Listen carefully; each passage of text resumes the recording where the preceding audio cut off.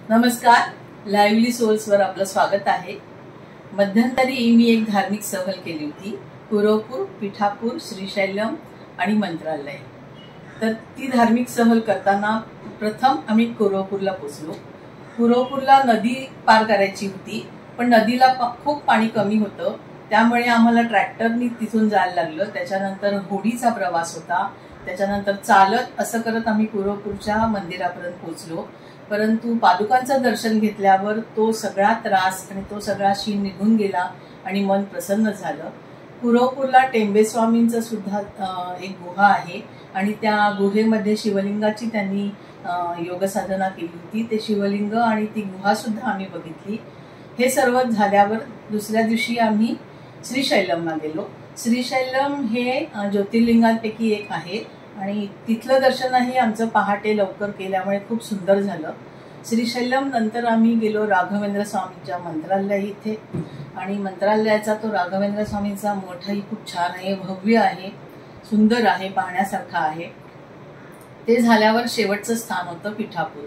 पिठापूरला आम्ही अनघा देवीचं मंदिर, पादगया मंदिर, कुक्कुटस्वामी मंदिर असं करत करत श्री छत्रपती शिवाजी महाराजांचं एक भव्य मंदिर तिथे बांधण्यात आलेलं आहे आणि ते मंदिर मात्र अगदी पाहण्यासारखं आहे, कारण छत्रपती शिवाजी महाराजांची तिथे योग साधनेतली मूर्ती आहे आणि त्यांच्या मागे तुळजाभवानीची खूप सुंदर अशी मूर्ती आहे। तसेच श्री छत्रपती शिवाजी महाराजांच्या जीवनकालाचं सगळं चित्रण त्यांनी मूर्ती रूपामध्ये भिंतीवरून चित्रित केलेलं आहे, तर ते सुद्धा खूप पाहण्यासारखं आहे। संध्याकाळी 7 नंतर आम्हाला पिठापूरच्या दत्ताच्या देवळात प्रवेश करायला मिळाला आणि योगायोगाने माघी पौर्णिमा असल्यामुळे आम्हाला पालखी सोहळा पाहता आला आणि तो पालखी सोहळा अत्यंत नेत्रदीपक होता आणि मन प्रसन्न झालं।